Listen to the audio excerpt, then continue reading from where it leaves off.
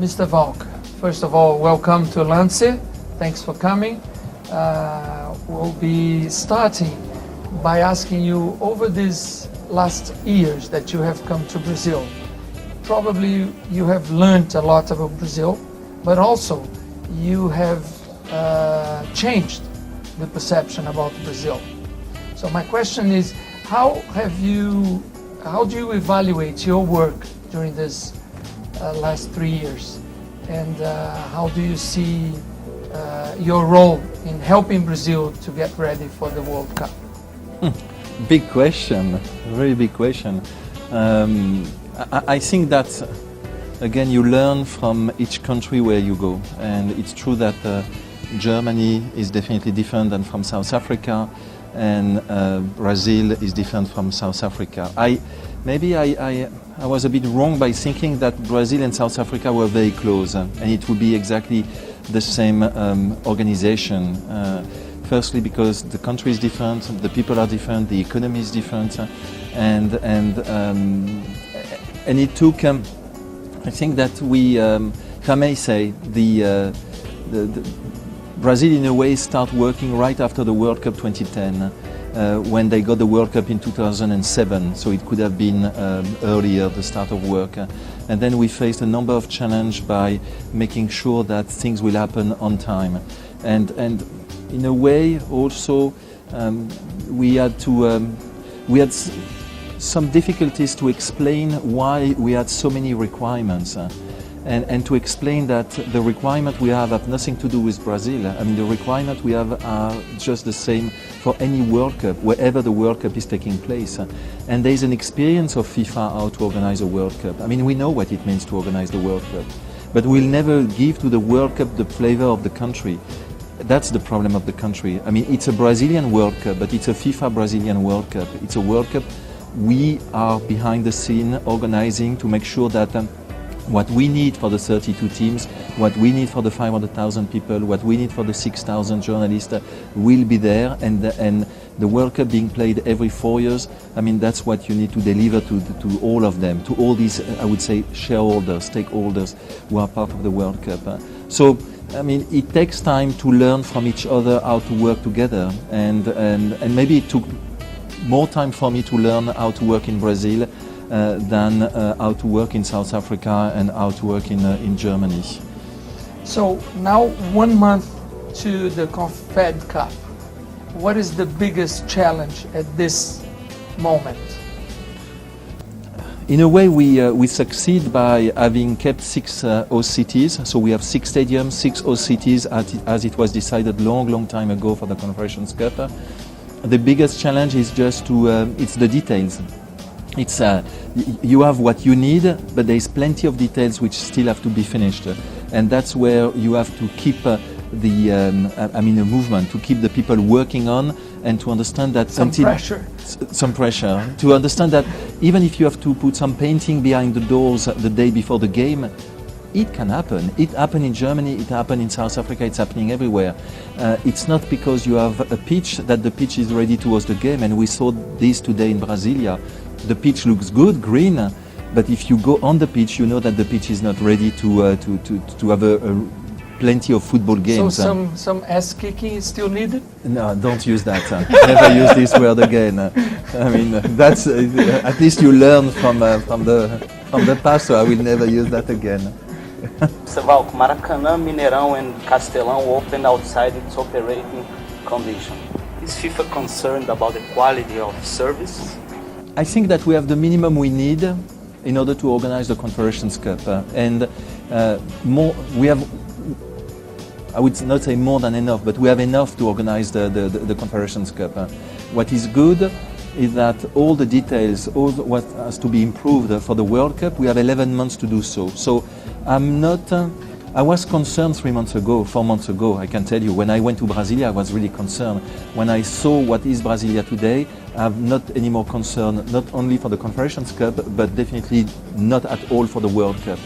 Now we have to focus right after the Confederations Cup on the remaining stadiums and just make sure that they will do as well in a way as the Confederations Cup stadium, but they will do even better because we put them more pressure to deliver the stadium not in April or May, but in December 2013. How is the path of the ticket selling for Confed Cup? The stadium will be full every game. So we are at 75%. So it's a record if you think about all the other Confederations Cup. So it's really a success. That shows again that Brazilians are in love with football and are ready to support a football event as the Confederations Cup. So it's not seen the Confederations Cup as a minor event or a test event. It's seen as a competition, but it's true in the meantime that you have super teams coming at this Confederations Cup. It's the first time that you have such good teams playing at the Confederations Cup. Now we have the challenge. It's always easy to fill the bottle by 75%. You still have the 25%. And these 25% we have to work on with the host cities. And for some games, it's true that it's a bit difficult. So we'll be working with the gobernador and the mayor, the prefecto of the cities and the different, let's say, entities in the cities to ensure that we will fill the stadiums. The idea is never to give for free tickets and to say, hey, come, get a ticket and come into the stadium. And it's not to put the army in the stadium as you can see in some countries. The idea is really then to make sure that kids, students, some people who have no access normally to the stadium, to the football game, will be able to enjoy the Confederations Cup and to share an experience. It's a great opportunity to take people to the stadium that otherwise wouldn't have the means to go there. And that's what we did also in South Africa. The thing is that then you need the support from the city because you have to move the people from their home or the place they live to the stadium. It's when we said we will give tickets to the Indians in the Amazonia, easy to say, but then you have to make sure that these people, they will move from Amazonia to the stadiums. And that's where we are working, and I have to say that we are very well supported by Aldo Rebelo and his team doing and supporting these less privileged communities to attend the games. Talking about Brasilia, we have information that Mr. Marin and Del Nero are working in the backstage to change the opening ceremony to Brasilia. Is that true? Is that true that you have rejected this possibility already? Okay, and so the Sao Paulo issue is quite new. It's few days that Sao Paulo has announced that they will not be ready in December 2013 and it will be only in March 2014. I have asked Ricardo Trade and Ron Delmont, who is the head of the FIFA office here, to meet soon with Sao Paulo, and just to make sure that we can understand exactly what's the issue, and for them to also to understand that we want to keep and to stick on this December 2013. For the time being, there is no discussion about moving games, moving the opening ceremony, etc. And so there is no demand that has reached you so far. And I tell you, this kind of things is far beyond behind the scene. I mean, if there is a discussion about moving the opening game, moving the opening ceremony, doing something which is linked to the match schedule, that's a FIFA responsibility. And they cannot do it without us and going to the executive committee of FIFA. Is FIFA concerned about the current stage of the Brazil's national team now? An early failure of the Brazilian national team could affect the success of the World Cup? Firstly, you know I am French, which is bad for you when we played in 1998. Because at that time... Not only in 1998. 2006 also there was a good game. Zidane was so good that game. He was better than any Brazilian player on that day. But I can tell you, in 1998, you would have asked any specialist in France, do you think that France will become the champion? Nobody would have said yes. So football is football, it's 90 minutes, and all can happen on the pitch. It's true that, I mean, the national team, the Brazilian national team doesn't look very strong for the time being. I mean, there was just the name of the 23 players released. It is important for the tournament that Brazil is playing as long as they can. It is important for the tournament and for the country because if you have Brazil playing in July 2014 at the Maracanã, you can imagine what it will be. And I would say that for the event organizer, so it means the local organizing committee, the country and FIFA, better the host team is, better the tournament will be, in a way. Yes, the Maracanã final can be for the Brazilians a dream or a nightmare. It was already a nightmare, so it can only be now a dream. What you use the profit After the World Cup? After the World Cup. So we have not yet discussed and started a discussion with the local organizing committee on this legacy trust fund, as we have, because that's the way we call it in South Africa, where in South Africa we put 100 million. So for the time being, we have not yet decided on the amount of money which will be left behind us. It also linked a bit to the budget, so how much money it will cost to FIFA, the organization of the World Cup, and what will remain in the budget. But clearly it's a discussion where I think should be involved, as we have done in South Africa, the government, the private sector, the football family, and FIFA. It's not just football, because it goes beyond football. And what we are doing in South Africa is a number of projects related to education, so using football for education, using football for health programs, and that's, you cannot do it just on your own. FIFA, as the football governing body, or the National Association, cannot just do it on their own. We need the support from the Ministry of Education, the Ministry of Sport, etc. So that's why it will be, I think it has to be a larger discussion with different authorities than just FIFA and the LOC on what we see as the main goal we want to leave behind us after the World Cup. How much money is being invested in South Africa out of the World Cup? I think it was 1.1 billion US. The good thing in South Africa is that you have such a level of return on investment or interest rate at the bank that you can really make money on this capital, and we I think you are between 8 and 12%. So it means that we have used only the interest and not the capital for the time being on all the projects we are supporting. It's quite frustrating at this stage for some Brazilians to see that, or to not see, what will be the legacy of the World Cup. That is a recurrent issue in this country. A lot of people think that the World Cup will be a great World Cup. Brazil will spend a lot of money, and as with regard to the legacy, it's not clear if it will be a legacy beyond stadiums.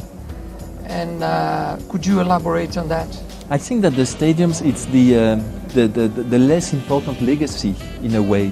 What is the first legacy of what the government is spending for? It's all about the urban mobility. It's all about the way the life of the people in the 12 cities will be easier than it is today. Yeah, but in Manaus, for instance, they haven't even started. Yeah, they are spending 1 billion reais on the stadium and no money at all in urban mobility. But the government itself recognizes that a number of projects on urban mobility are late and have been delayed.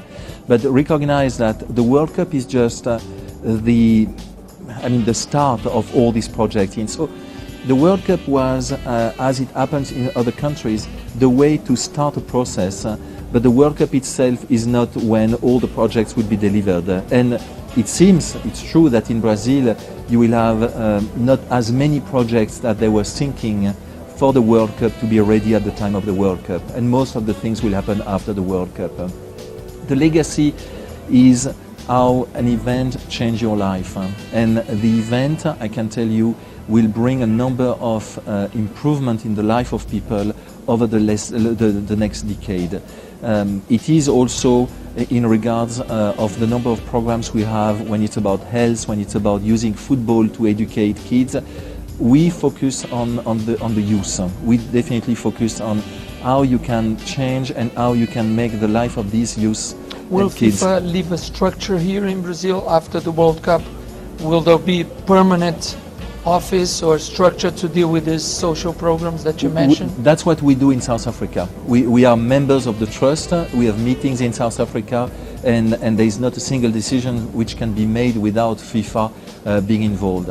If Brazil, it's Brazil to decide. If Brazil wants FIFA to stay, and if Brazil has the feeling that we can add something, add value to their work, we will do it.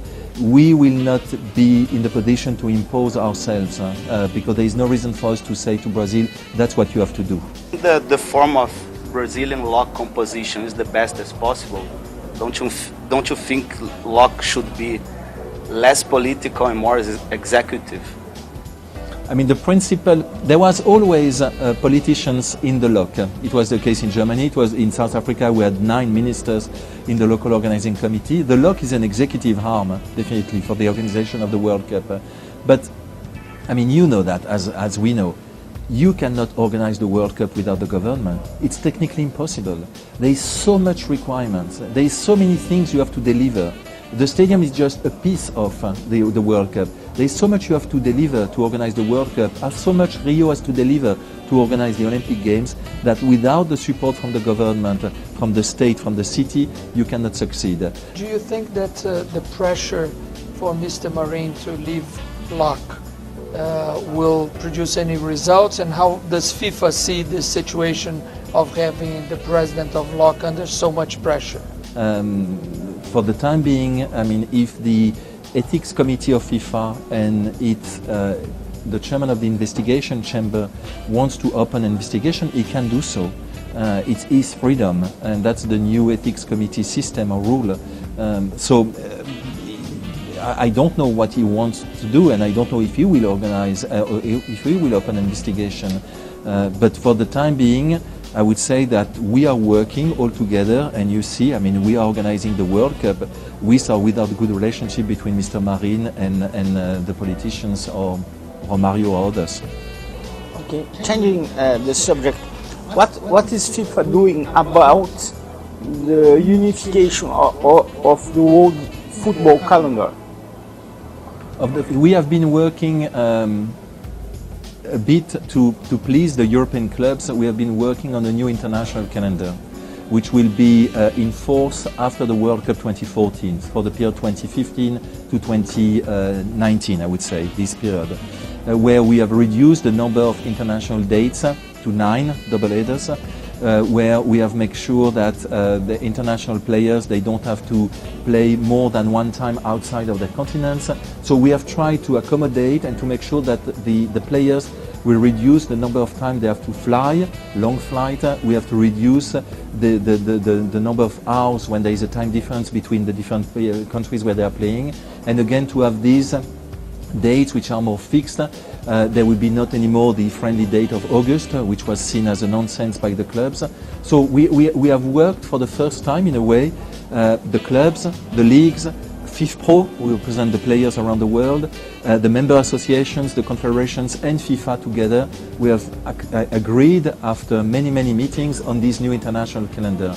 For the time being, it's only covering the next 4 years. Also because you know that there is a discussion about Qatar being played either in summer or winter. So that's why the calendar for beyond 2018 has not yet been decided.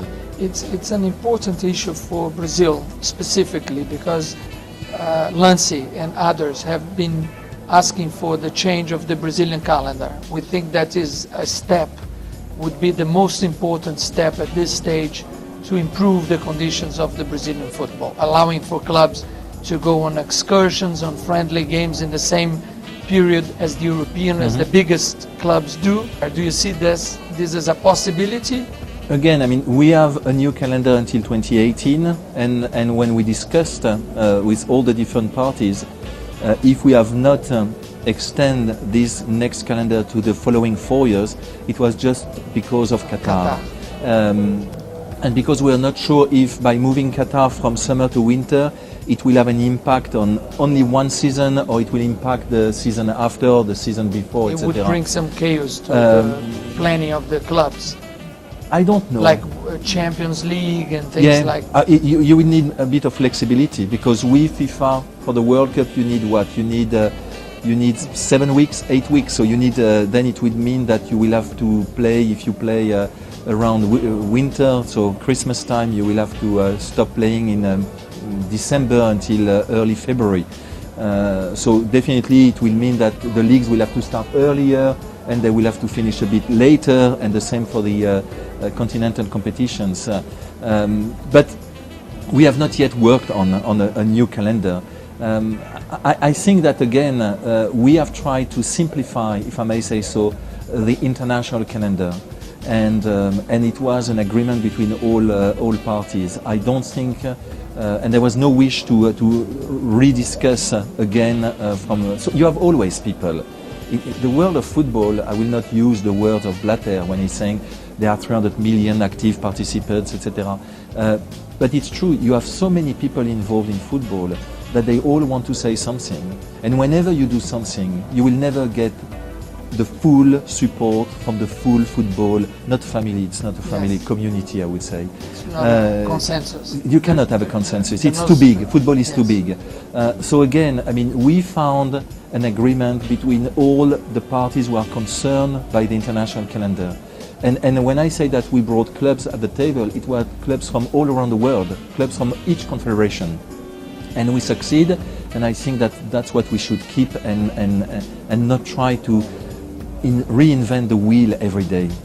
So still in the club's favor, we have been following with very close attention the effort by UEFA on the financial fair play. And what is the FIFA stance on that? Do you see FIFA getting involved in these efforts to promote a better or a fairer playing field for clubs all over the world? Firstly, the clubs are not. The clubs are not with FIFA. We are dealing with national associations, and on the national association level, we are making sure that their finances are correct. There's an audit of the member associations every year. 20% of our 209 member associations, they are subject to an external audit every year. As we pick up also a confederation every year for an audit. Again, we can only support the move to ensure that you cannot live with more than what you are making. It's a principle. Not what clubs do. No, but you see... In Brazil, clubs are very heavily indebted, and from time to time they go for the government and ask for forgiveness. I think that, I'm not saying that you have the solution is for tomorrow, but you have to give time to time, and it will take time to change a system. But when the system does FIFA support the financial for sure. fair play? You support whenever you support whenever the system is fair between all the players. I mean. And what about the third party ownership? Because this is heavily linked to the financial fair play. You can circumvent the laws bringing players that do not belong to the club. So the financial fair play, where we stand very clearly, is we have asked and we are running a survey in all confederations to understand exactly what it means. At the legal level, to understand how is third-party ownership seen by laws in the different confederations. You have two options. Either you say I ban, but then it means that immediately someone will try to find a way to, as you say, to find another way to circumvent and to come back. So what we have to do is to make sure that we don't do what we did with the agents. The agents were regulations. You were becoming an agent by your member association. You were getting a FIFA official agent recognition. And today, 75% of the transfer are organized by non-agents. And last year, the amount of money paid to third-party agents or non-agents was 1.8 billion US. 1.8 billion US, meaning 38% of the level of the transfer. And you cannot. It's not. I don't think it's a question of being the modern slavery, the third-party ownership, because you have some clubs here in South America, even in Europe, who are very happy with third-party ownership. In the last months, FIFA has lost some of its important members, including Teixeira, Apelange, and Nicolas Leoz, but none of them were punished. For FIFA, the waiver is enough for the FIFA image. it's enough? The FIFA in age, that's a big question.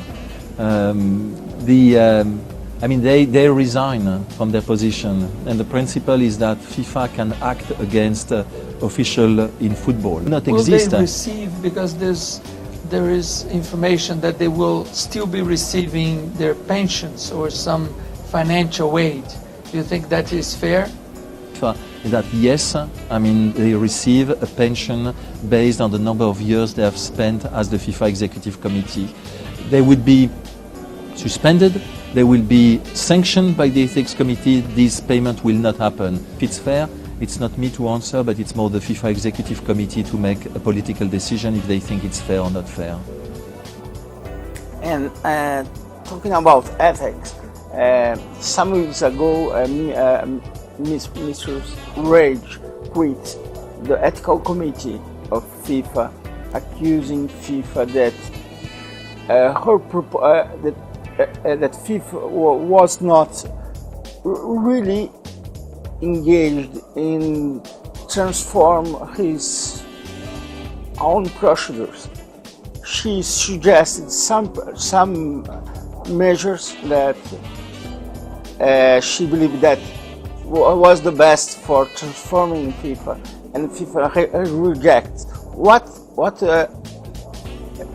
in details really happened in that case? Look, I think that whatever we do, it will never be enough. Whatever we change, it will never be enough. We took most of the points which came from Marc Piet and his IGC group. We had a new ethics committee which is fully independent with 2 different chambers. And that's maybe the price to pay, because football is so popular that everyone in the world has the feeling that he's the coach of the Seleção, that he's better than I don't know, the captain of the team, etc. The feeling that you own the sport, you own football, and you have to be part, and you can make a decision, and you can decide, and you can say what should happen. 2 last questions regarding FIFA's elections, Mr. Valcke. Between 1974 and 2015, FIFA will have had just 2 presidents. That's less than North Korea, if you have thought about that. North Korea will have had 3 presidents, 3 leaders in this but the same period family. of time. The same family. Yeah, it's not the same family. That's a good one. We almost had in FIFA the same family, but I think we are clear from that. So what is your personal opinion about the limits of term? First question. Second, are you a candidate for 2015? Would you have the support of Mr. Blatter? So what's about age limit or term limit? It will be a question to the Congress in Mauritius. Do you wish FIFA to have a term limit or age limit? But what is your personal position on that? I think that age, it's not important. You can be a stronger person at 80 than at 40. I mean, you see people sleeping at 40 and running at 80.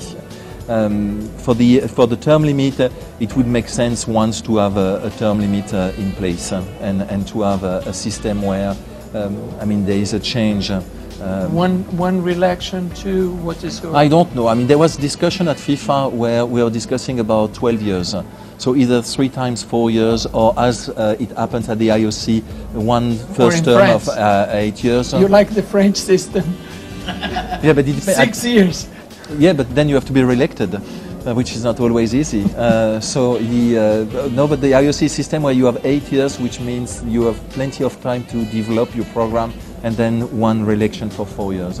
I don't know what the Congress will decide, if they will approve or if they will reject age limit and term limit. Are you a candidate for 2015? I am. Do you see this as a possibility in your I career? I see first that I have to deliver the World Cup 2014. That's my commitment to FIFA. And I think that's the way Blatter sees me, is that I have to deliver this World Cup 2014 because in the structure of FIFA, he's not active at all on the World Cup. It's really, if I may say so, my baby or my duty. If I succeed to deliver the World Cup 2014, then I will have time to think about what I want to do. What I know is that I love FIFA. I think that it's beautiful. You know how much football is strong to change things, and you are a media, but the basis of your media is football. And when you see what you can do with football through media, it's just unique. What we can do, FIFA, through football around the world, is just amazing. That may be one day something we could speak about, because football has a power that nobody can imagine. And it's not just about all these stories, and it's not just about the World Cup. It's about all what football organizes around the world to help the world. If you decide that you want this job, do you think You Mr. support me? Blatter... You will support me? We have to talk a little more. But Mr. Blatter knows you much better than I do. Would he support you? Look, we do something. I mean, when we are coming back with Blatter in a month, I mean, I bring him here and you ask him the question and you let me know. Fair enough. Okay? Thank you very much Thank you for so your much. interview. Thank you.